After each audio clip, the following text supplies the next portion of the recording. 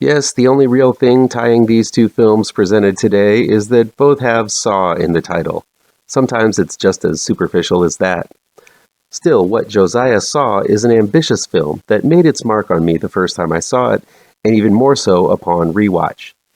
This is M.L. Miller Fright's Best in Horror Countdown 2021 through 2022. Counting down the best in horror films released from October 1st, 2021 through September 30th, 2022. According to me, M.L. Miller. Here we go.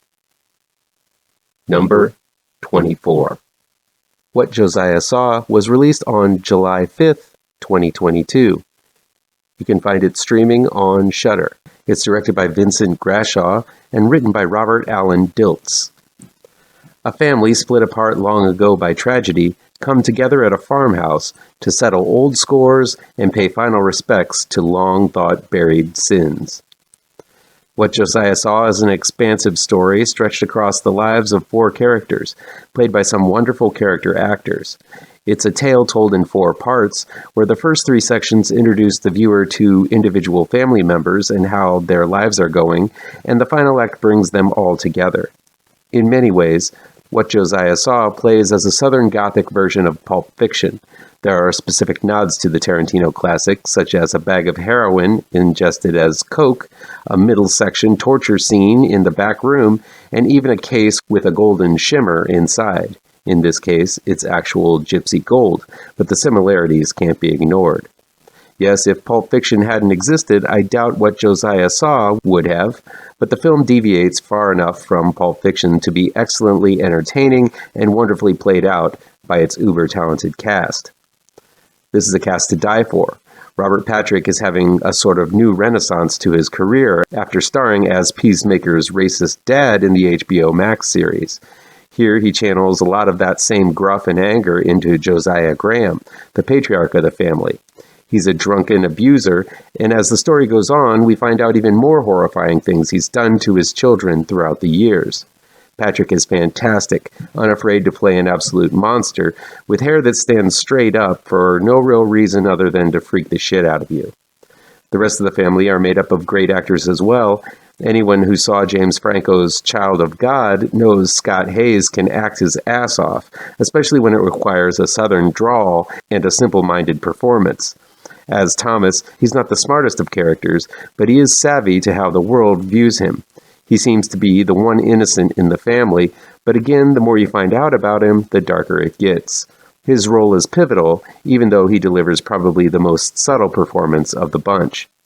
Nick Stahl is one of those kid actors who has grown into quite a solid adult character actor. He plays the rebel brother, Eli, who has found himself drowning in debt, drugs, and prostitution. Yet still you can't help but root for him to make it out of this seemingly bottomless pit he calls a life.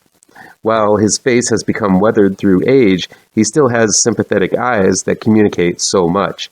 Stahl had a taste of gypsy life in the HBO series Carnival and finds himself caught up in it again in this film's middle section where he has to infiltrate a gypsy circus to repay a debt. Mary, played by Lars and the Real Girls' Kelly Garner, shines in a tragic role depicting what childhood abuse does to an adult. Her nuanced performance makes things all the more mysterious, especially after the big reveal at the very end. The smaller performances from notable character actors, Toby Hale, who is unrecognizable in a dramatic role from his role of Buster on Arrested Development, Dawn of the Dead's Jake Weber delivers an awesomely threatening role as a crime boss, and Agnes's Ben Hall offers up an informative info dump at the beginning about the Graham family. See this film simply because of how amazing this cast works together alone. What Josiah Saw is an unpredictable film. It keeps its secrets close and shares them just when you're invested enough to be too close and vulnerable. There are all sorts of twists and turns this plot takes, exemplifying some of the worst actions from the worst people you can think of. I want to keep things vague just so I don't ruin any of the surprises this story has. There's just too much fun to experience this thing spoiler-free. But the Grahams is a family rich with sin and horror that'll chill you to the bone.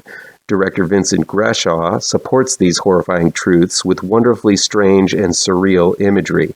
Some of these are shown through nightmares and hallucinations, others simply frame natural things in odd ways.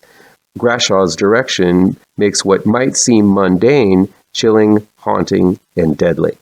This is a good-looking film, more professionally done than one might expect from a horror movie. While there are moments you've seen in other films of true nightmare and real-life terror, What Josiah Saw isn't just a horror film. It's a Southern Gothic tale of dark familial drama. It's about deep, shadowy secrets and the futility of trying to get away from them. You won't believe how far this film will go to terrorize your senses and break your heart. The incredibly unpredictable script of The Last Thing Mary Saw made it definitely worth noting this year. Plus, it's got a Culkin in it. One of the better ones. The Last Thing Mary Saw was released on January 20th, 2022, and it's streaming on Shudder. It's directed and written by Edoardo Vitaletti. Mary, Insidious 3's Stephanie Scott, and her handmaid Eleanor, the orphan's Isabel Furman, find themselves in the middle of a scandal when their feelings for one another are noticed by the devout Catholic family of a late 1800s household they live under. Though they have been punished by the matriarch of the family, Dead Silence's Judith Roberts, it seems nothing can keep the two apart as they meet in secret after the lights are out.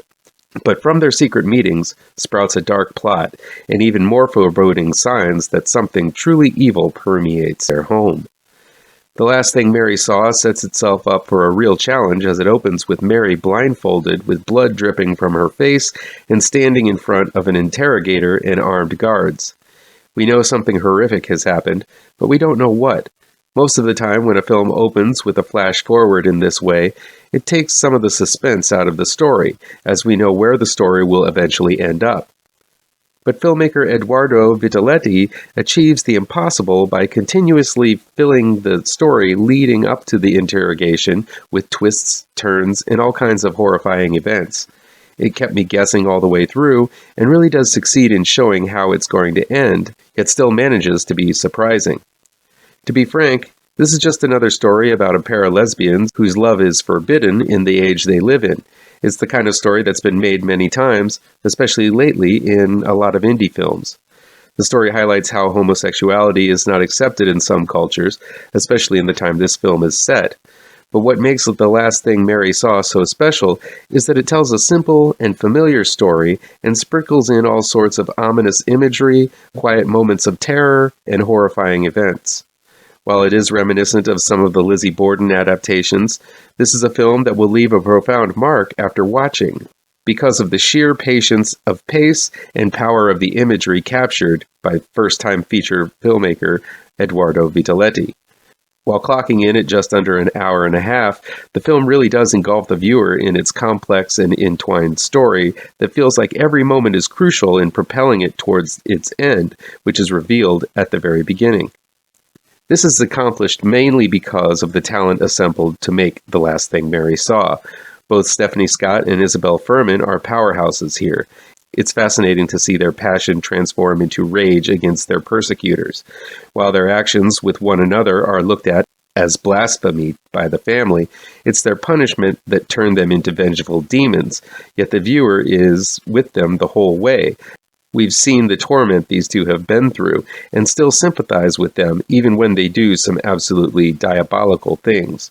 Judith Roberts, who scared the crap out of me as Mary Shaw in Dead Silence, has an equally horrifying role here as the matriarch.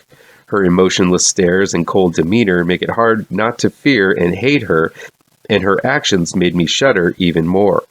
Finally, Rory Culkin continues to pad his resume with bold and chilling performances as the intruder, who shows up late in the film, but his performance packs a powerful punch. All around, this is an odd but stellar cast that elevates the familiar material greatly. The Last Thing Mary Saw is a wonderfully wicked little film. It's reminiscent of films like The Witch, but possesses an unpredictable and downright dangerous narrative brought to life with transfixing imagery and the powerful cast. Be sure. As always, feel free to agree, disagree, or give me your own picks for your favorite horror movies. It's October, so let's talk horror. Come back tomorrow for the next level in the Best in Horror Countdown 2021 through 2022. Be sure to hit all of the pertinent bells and whistles down below, and you'll never miss a post. Happy Halloween, folks.